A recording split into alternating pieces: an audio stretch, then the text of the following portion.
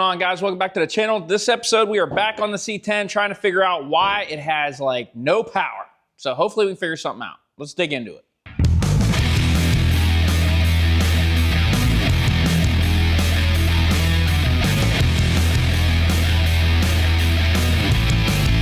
If you watched some of the previous episodes on this truck here, you know that we already cleaned out the injectors. We've already flushed the lines, put fuel filters in there, got that squared away. The fuel pressure is working good. I'll add a clip in here where we put the GoPro underneath.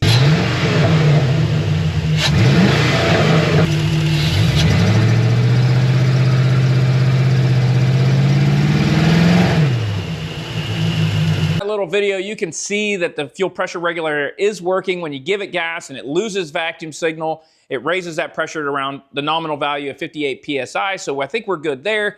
Next thing I want to do is go into the spark plugs and the wires and take a look at that kind of stuff, see what kind of condition those are in. Let's get these spark plugs out and the wires and get a look. Yep, there she is. All right, let's see if we can get figured out here. All right, first thing, I'm just gonna get these plug wires off. Get a look at those babies. Got the plug wires off and we've already found some problems. So if you look inside here, there's a little piece, right, here's your terminal, and right above it, there's a little piece of plastic in there. And I don't know if you can see that in the camera or not, but it's definitely there, and that is a piece of the coil, which is not good. And then the other ones, you can see there's this white insulator on some of the wires, and some do not have the insulator. So some have it and some don't, plus the coil's broke, so I'm gonna replace these wires. Gonna have to replace that coil, but the good news is we have a whole nother engine sitting over there that's got coils that'll be the exact same coils. They're not new, but we'll just swap them out, throw it in here. I'm gonna pull the plugs out real quick and see what those look like. I like to use this handy dandy swivel spark plug socket guy to get in there. Now these plugs I have pulled already and checked them when we first kind of were getting into this, but I cleaned them and they were pretty nasty. But now that they've been cleaned and I've been running it a little bit, trying to figure this thing out, we can see how it's burning now. More plug wires. Well, at least we got some room on this one. It's not horrible to access. On this side, all the insulators are on every one of the coil sides. So, interesting.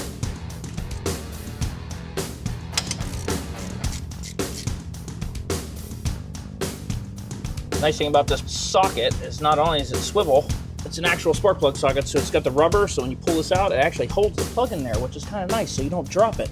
The spark plugs are all out and laid in their respective places. This is bank 1, bank 2, front of the engine, and so forth. So this is the one that had the broken coil, and it is definitely wet. So that tells me it probably was not firing. All the rest of them are nice and dry, and the burn looks pretty good on them, so I'm pretty good with that. I'll clean these plugs up. Check the gaps on them, get those dialed in. We'll get new plug wires. We gotta definitely change this coil. So first thing we'll do is yank the coil out of there, and then we'll go to our spare motor and rob one of those coils. They should be the same.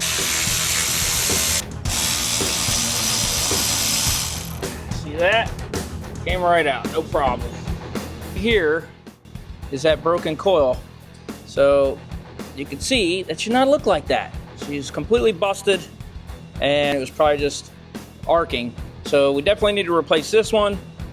Just by looking at the rest of them, visually they look okay. And by looking at the spark plugs, it seemed like they were all firing. So I was initially just gonna unbolt the bracket off the other one and change it, but I'm debating I might just go ahead and take one coil off the other one and put it on here and just replace that one. So let's go over to the other motor and see what we got, make sure it's exactly the same. It looks like it took a little bit of damage when we pulled the engine. Not too bad, but right here just barely hit it a little. Doesn't look like it would do anything. It's just superficial. And yep, that is the exact same part number. So I'll pull that one off. I'll kind of clean this up just a little bit and stick that one on there and get it plugged in. Plugs are the same, should be dialed.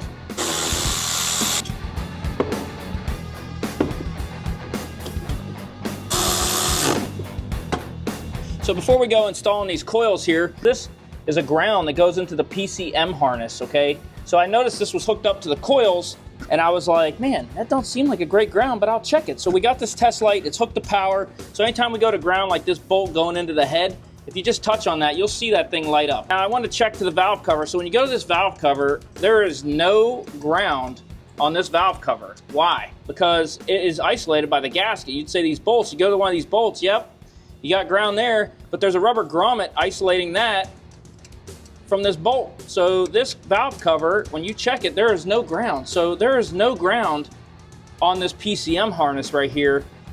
That's not good. We're gonna reroute this wire, get a good ground on that. I'm gonna look over this harness real good, and then we'll be able to start getting these coils back in here and get this side kind of wrapped up, go back to the other side, look at those coils, and hopefully get it back together. My soldering iron's getting warmed up, ready to do a little bit of work. We're gonna extend the ground coming out of that PCM over, and we're gonna hook it up to this ground that goes down and connects to the head right there. But I was looking through this harness and I was finding a lot of wires like this, big bare spot like this. And this is an injector wire. We had some wires like this that were just twisted together and not soldered. These are just not good connections on a pretty vital circuit. That's about all I found so far. I'm gonna go through, solder some of these joints, get them shrink wrapped, taped, and as soon as this thing's warmed up, be ready to go and get that done. Good times. Everybody loves wiring. Yeah. Wiring. When do we get to the good stuff? Put turbos and stuff on, man. That's what they do on Gas Monkey Garage. Watch a 30-minute show, they rebuild a whole car. This is real life. Yeah. Fixing old junk. Do-do-do. All right, only 20 more wires to go. Then we go to the other side. One thing that I wanted to show you that I found was all these pink wires, okay, that were stripped in the center, and they were just twisted together. And these are power wires for the injectors. Found one of the pink wires went to nowhere, so I'm gonna eliminate this wire. These three all have power. I probed them while we turned the key on. They're all getting power, so I don't know why we were doing, what was going on, why he was doing this. So we're gonna cut these, solder them all back together, shrink wrap them, get all this squared away, and if I don't find anything else on this side, we'll put this side back together, then go on that side and see what treasures are over here. Okay, so some time has passed, and we got the harness all put back together. It's all nice and tidy. Got my spark plugs over here. They're all gapped and clean. New spark plug wires, JDM Speeds. These are pretty good wires, actually. I like them. And so we'll get those thrown on and then get this side all hooked up and done. Then I'm gonna go over here and start looking at the harness on the side over here. Hopefully we won't run into too much problems and we can just clean it up and be ready to go there. Let's see how it goes. Stand up, tell us all about it. Stand up, testify. Oh yeah, old Mel McDaniel, stuck in my head.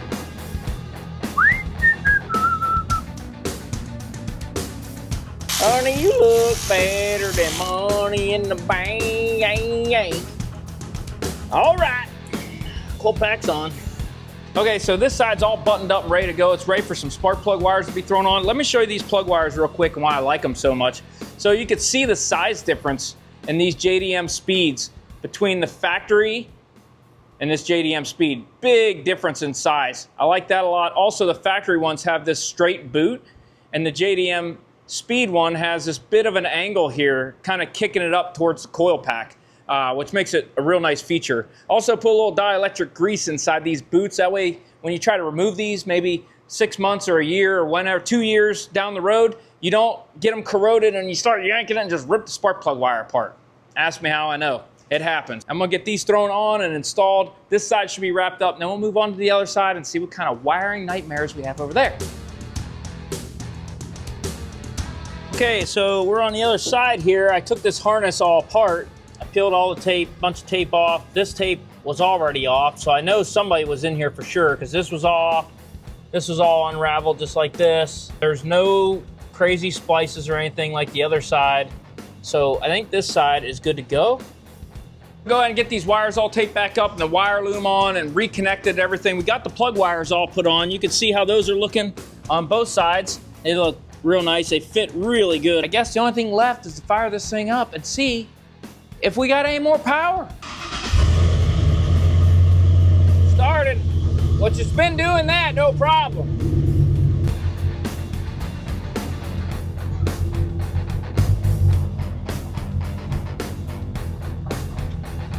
Man, you can really hear that fuel pump just a whining.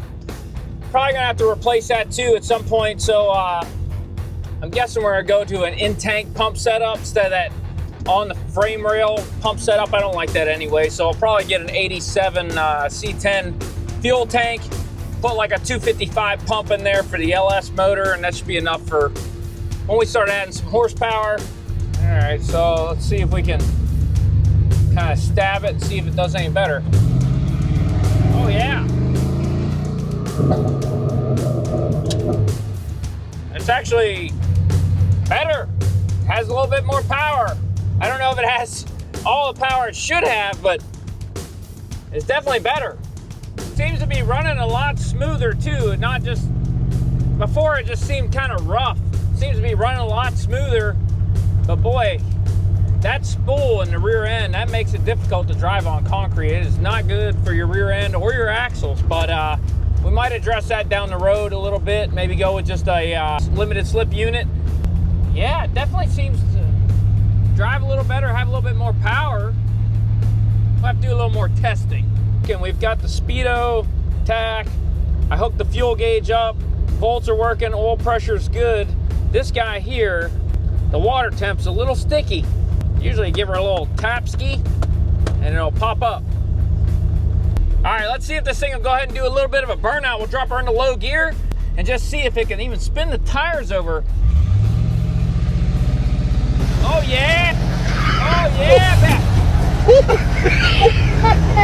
So there you go. We squeezed out the smallest little burnout, but I tell you, this thing's got some sticky nittos on the back, and this little 5.3, that might be all she has, really. So whether it be the coil that we replaced, the spark plug wires are bad, we put those new wires in, the spark plug gaps, shoddy wiring that we fixed, something definitely helped this thing come to life. So next thing I want to do is get the fuel system replaced, get that in-tank pump, something that flows a little bit more fuel, to get a turbo system built and put on this truck so we can build some boost, have some fun, and I appreciate each and every one of you watching. I really do. Like, subscribe, share, all those things, because that really does help the channel. And share it with your friends on Instagram, Facebook, whatever the videos, because that really does help the algorithm pick up the channel. Small channels like me really need that algorithm to be in our favor. Stay tuned for the next episode, and we're going to have a good time with this truck.